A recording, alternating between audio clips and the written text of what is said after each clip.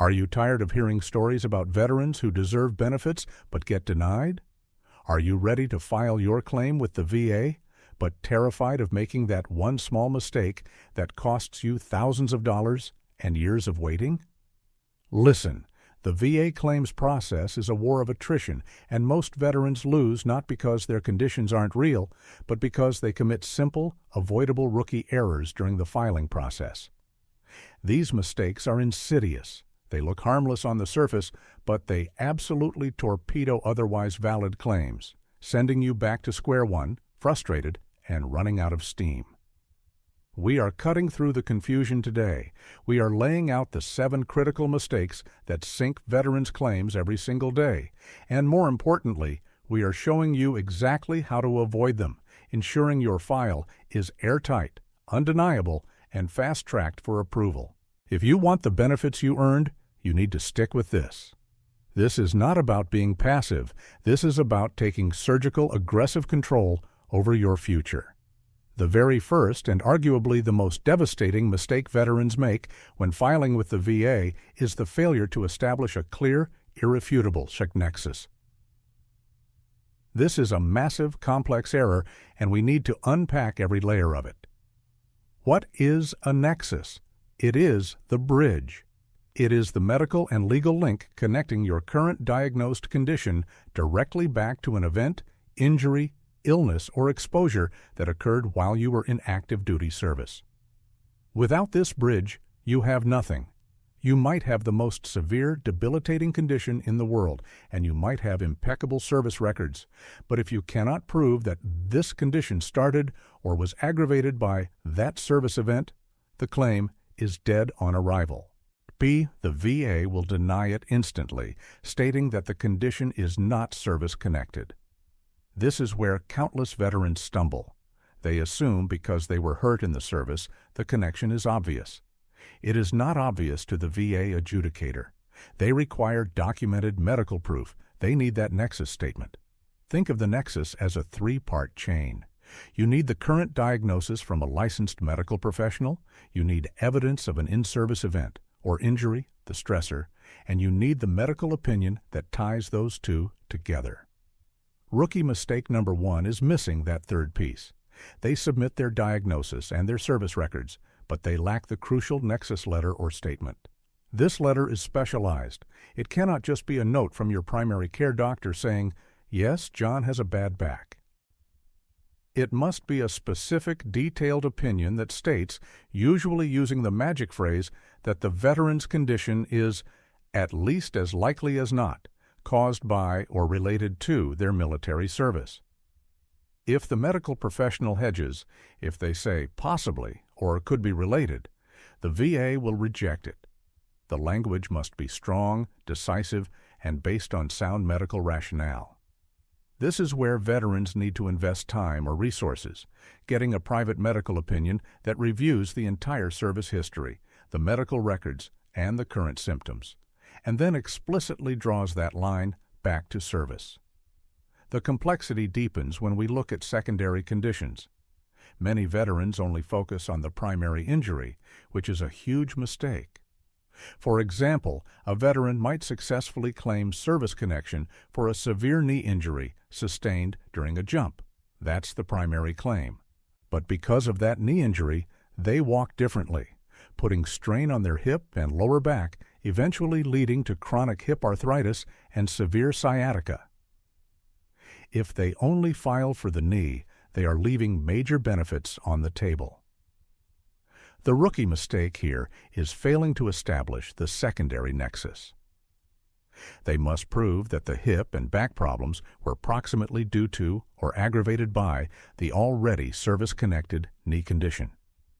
This requires a separate, detailed medical opinion explaining the biomechanical chain reaction.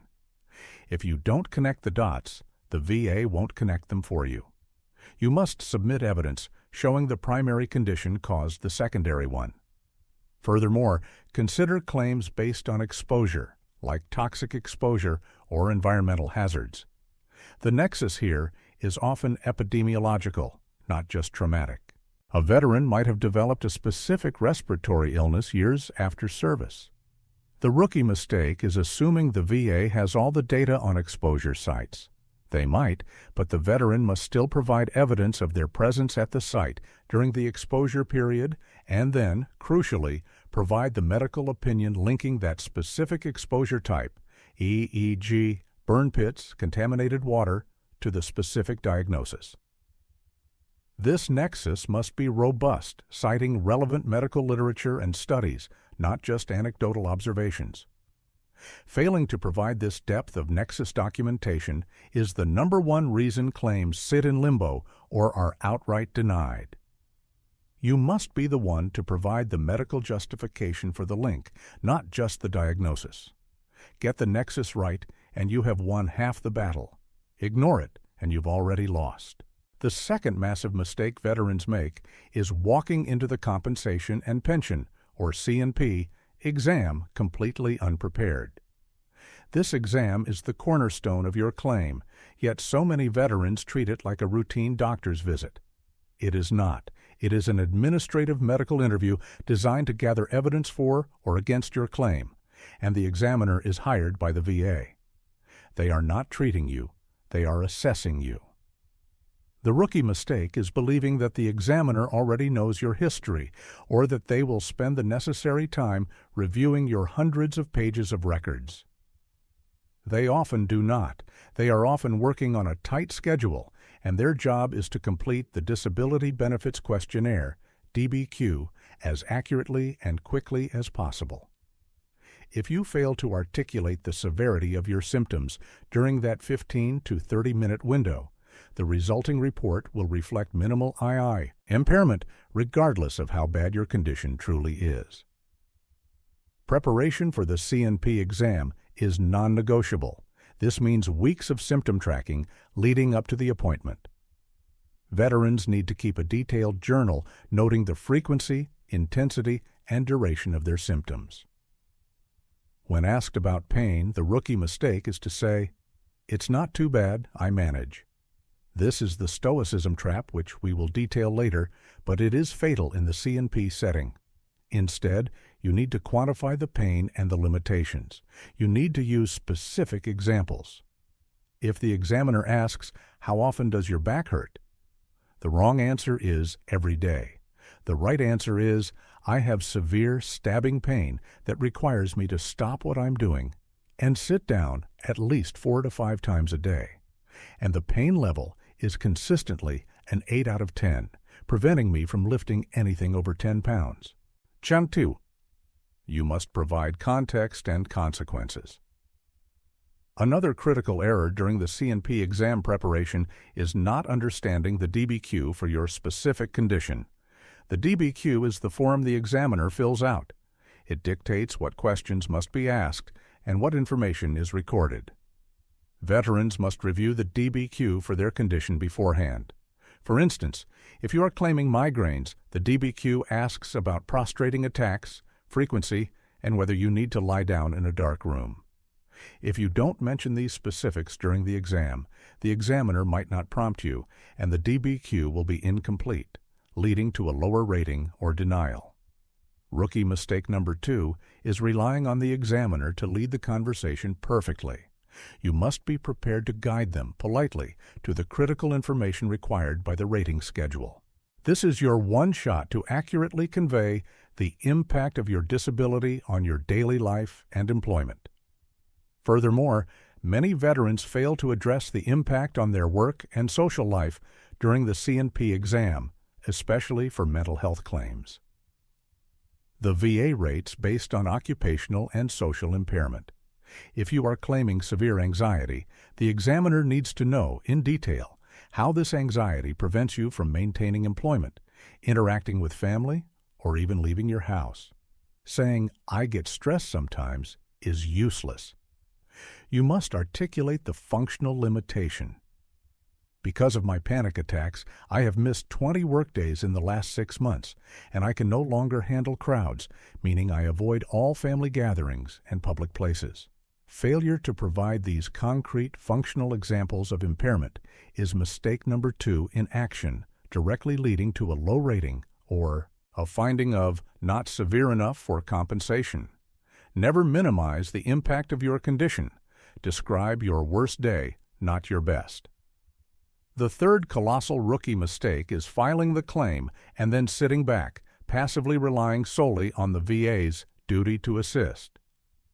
The VA does have a legal duty to help you gather evidence, specifically your service treatment records, STRs, and records from federal facilities.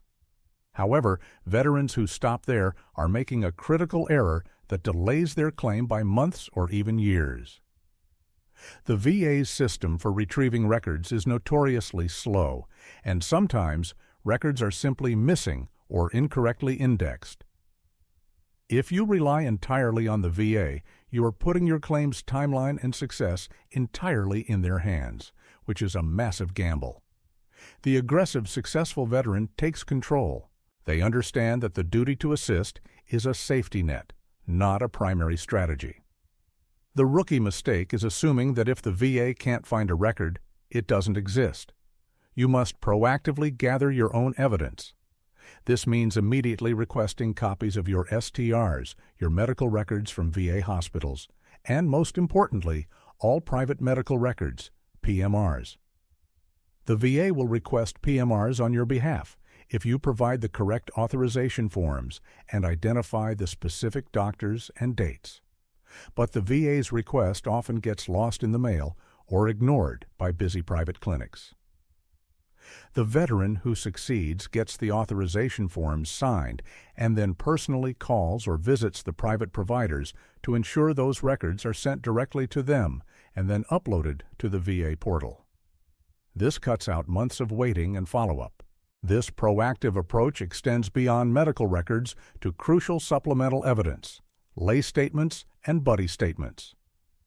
Mistake number 3 is filing a claim with only medical records and no personal testimony. Medical records confirm the diagnosis, but lay statements, personal accounts from the veteran, family, or fellow service members, confirm the severity and the link to service. These statements are vital, especially for conditions where medical documentation might be sparse, such as traumatic events, chronic pain, or mental health issues stemming from specific stressors. The VA gives significant weight to credible lay testimony. A rookie error in submitting lay statements is making them vague or emotional. A good lay statement is factual, chronological, and detailed. For example, a spouse's lay statement should not just say, "He's changed." It needs to say, before his deployment in 2010, he was outgoing and social. Since his return, specifically starting in late 2011, he has become withdrawn, avoids loud noises, and has daily screaming nightmares that disrupt his sleep, leading to job instability. I have personally witnessed this deterioration. This provides specific, date-backed evidence of functional impairment. Failing to submit these powerful, detailed testimonies or relying on the VA to track down your old squad mates is a profound mistake that weakens the entire claim structure. You are the architect of your claim. You must gather the bricks. Mistake number 4 is perhaps the most emotionally driven and destructive: the stoicism trap, or minimizing symptoms to the examiner or even to yourself. This is deeply ingrained in the military culture. We are trained to suck it up, drive on, and never complain about pain. We are conditioned to believe that admitting weakness is failure. When a veteran sits across from a C&P examiner and is asked about their pain, they automatically default to the mindset of the tough soldier. "It's not that bad. I can still work. I just push through it." This is a catastrophic error because the VA rates based on your current level of impairment and severity, not your ability to endure suffering. When you minimize your symptoms, you are actively working against your own claim. If you tell the examiner that your back pain is a 4 out of 10, the rating schedule will likely assign a minimal or non-compensable rating. If the reality is that on your worst days the pain is a 9 out of 10, forcing you to use a cane or stay in bed, you must articulate that 9 out of 10 pain. The rookie mistake is believing that the examiner will somehow see through your tough exterior to the underlying agony. They won't, They can only record what you tell them and what they observe during the brief physical examination. If you walk in without a limp, but you limp every day at home, and you don't mention the limp or the pain that causes it, the examiner will note normal gait. This minimization is especially damaging in mental health claims. Veterans often downplay the severity of their anxiety, depression, or PTSD symptoms because they fear stigma or loss of professional standing. They might admit to being a little stressed when they are actually suffering from crippling panic attacks and severe isolation. The VA rating schedule for mental health is heavily reliant on the degree of social and occupational impairment. If you tell the examiner you are mostly fine, the rating will reflect minimal or no impairment, resulting in a 0% rating. You must be brutally honest about the worst-case scenario. When asked how you are doing, you must describe the limitations imposed by the condition, not the facade you put up for the outside world. To combat the stoicism trap, successful veterans utilize the worst-day strategy. When discussing symptoms, you should describe the average severity, but always include how debilitating the condition is on its worst day and how frequently those worst days occur. For mobility issues, discuss the range of motion after arm repetitive movement, not just the initial rested range of motion.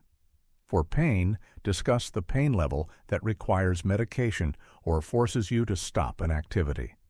Rookie mistake number 4 is prioritizing pride over reality.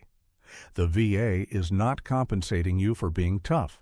They are compensating you for the functional limitations imposed by your service-connected disability. Be honest, be detailed, and let go of the military instinct to downplay your injuries. Your financial security depends on it. The 5th critical mistake is the shotgun approach, filing for every potential condition you have at the same time, regardless of the strength of the evidence. This sounds like a good idea. Maximize the claims, maximize the payout. But in reality, it often backfires spectacularly, leading to massive delays and a diluted focus that harms the strongest claims. When you file 15 different claims simultaneously, the VA is forced to schedule 15 different C&P examinations, potentially with multiple specialists. This overwhelms the system and, crucially, overwhelms the veteran. When a veteran files too many claims, several negative outcomes occur. First, the VA claims processor, rater, is faced with a gigantic, complex file. Complexity breeds delay.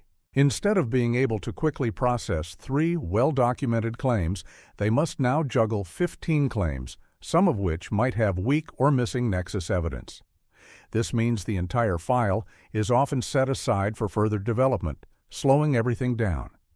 Second, the sheer volume of C&P exams can lead to examiner fatigue and rushed reports. If an examiner has to assess 5 different conditions in one sitting, they might not dedicate the necessary time and attention to each one, leading to insufficient documentation on the DBQs. A rushed exam is a recipe for a low rating. The strategic veteran avoids this mistake by prioritizing and sequencing their claims. They focus first on the low-hanging fruit, the conditions with the clearest nexus and the strongest documentation, EEB, injuries documented in STRs, conditions linked to presumptive exposure. They get those established first. Once a major condition is service-connected, they can then strategically file for secondary conditions that stemmed from the primary one. This sequencing is essential. For instance, instead of filing for hypertension, anxiety, and a foot injury all at once, they might focus on getting the foot injury connected first. Once that is established, they can then file a separate claim for secondary knee and hip issues caused by the altered gait and perhaps hypertension caused by chronic pain and medication side effects. Rookie mistake number 5 is treating the VA claims process as a one-time event. It is an ongoing process. By prioritizing the strongest claims, you achieve 2 things. You get compensation flowing sooner, and you establish a foundation of service connection that makes subsequent secondary claims much easier to prove. Filing a messy, voluminous claim just invites the VA to spend months picking it apart and denying the weakest links, which often results in procedural errors and denials for the strong claims mixed in with the weak ones. Be surgical, not a shotgun. Focus on quality, documented claims that minimize the need for extensive, time-consuming development. The sixth common mistake is a procedural one, but it costs veterans enormous amounts of back pay, failing to understand the critical difference between the intent to file and the actual claim submission. This is a timing error that can translate into thousands or even tens of thousands of dollars lost. The intent to file, or ITF, is essentially a placeholder. It tells the VA that you intend to file a claim for benefits. The crucial function of the ITF is that it sets your effective date. The effective date determines when your compensation starts. The rookie mistake is delaying the ITF. Many veterans wait until they have all their records, all their nexus letters, and all their ducks in a row before initiating any formal contact with the VA. This could take 6 months, a year, or even longer. By waiting, they lose all the back pay that would have accrued during that preparation period. The successful strategy is to file the intent to file immediately, today, right now, even if you are months away from gathering your evidence. Once the ITF is filed, you have exactly 1 year, 365 days, to submit the complete, formal claim application. As long as you submit the complete claim within that 365-day window, your effective date for payment will retroactively go back to the date you filed the ITF. Let's illustrate the financial impact of rookie mistake number 6. Veteran A files an ITF on January 1st. They spend 10 months gathering evidence and submit the full claim on November 1st. They are approved in March of the following year. Their effective date is January 1st of the previous year. Veteran B waits until November 1st to start the process and files the full claim then. They are approved at the same time as Veteran A. Veteran A receives 10 months of extra back pay because they protected their effective date with the ITF. If the monthly benefit is substantial, this is a massive sum of money simply lost due to procedural ignorance. Furthermore, another aspect of this timing mistake is misunderstanding the requirement for new and relevant evidence in supplemental claims. If your initial claim is denied, you have options, but if you choose to file a supplemental claim, rookie mistake number 6 resurfaces when veterans resubmit the exact same evidence that was previously denied. A supplemental claim requires new and relevant evidence that was not previously considered by the VA. If you merely resubmit old evidence, the claim will be denied again.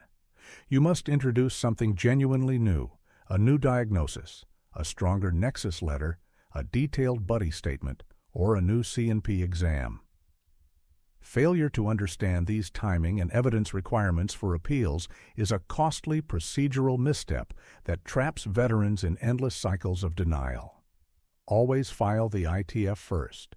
Always ensure your appeal lane choice matches your evidence strategy. The seventh and final rookie mistake is the emotional and psychological trap, giving up after the first denial. The VA claims process is designed to be complex, and initial denials are incredibly common, even for highly deserving claims.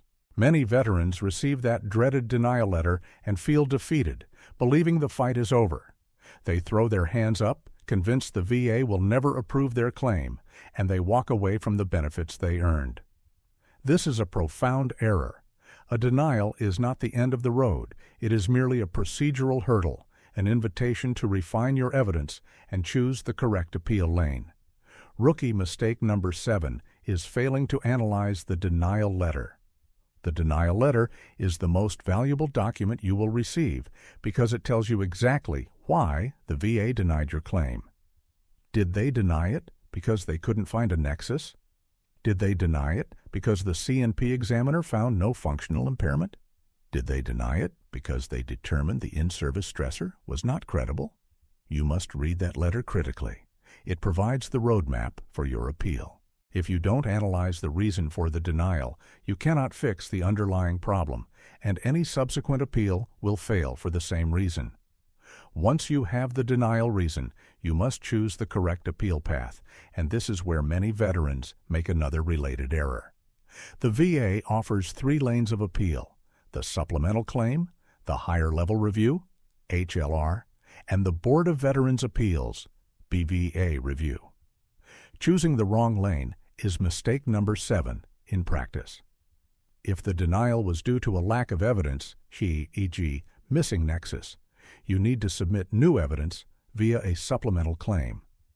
If the denial was due to the VA misinterpreting existing evidence or making a procedural error, e.g., ignoring a key record, misapplying the rating schedule, you should choose the higher level review, which does not allow for new evidence, but is reviewed by a senior rater. If you have exhausted those 2 options or want a direct review by a veterans law judge, you go to the BVA.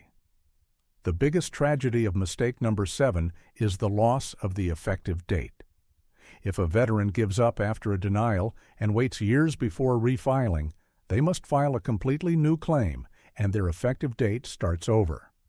All the potential back pay from the original claim is lost forever. However, if the veteran appeals within the 1-year window of the denial, the effective date of the original claim is protected. Persistence pays off, not just in eventual approval, but in maximizing the financial benefit received. Never accept the first denial as final. View it as a detailed critique of your claim's weakest points and use the appeal process to shore up those weaknesses with new, irrefutable evidence. To summarize these 7 critical errors: do not file without a rock-solid, medically supported nexus connecting your diagnosis to your service. Do not walk into your C&P exam unprepared or uninformed about the DBQ requirements. Do not passively rely on the VA to gather all your records. Be proactive and secure your own private medical records and lay statements. Reject the stoicism trap and be brutally honest about the severity and functional limitations of your worst symptoms. Avoid the shotgun approach by prioritizing your strongest claims first and sequencing subsequent secondary claims. Immediately file an intent to file to protect your effective date and avoid losing thousands in back pay. And finally, never ever give up after the first denial. Analyze the denial letter and choose the correct strategic appeal lane. The VA claims process is complex, frustrating, and often unfair, but it is a system that can be navigated successfully with preparation, persistence, and proactive control. Your benefits are earned, not given. Take control of your file, avoid these 7 rookie mistakes, and secure the compensation you deserve.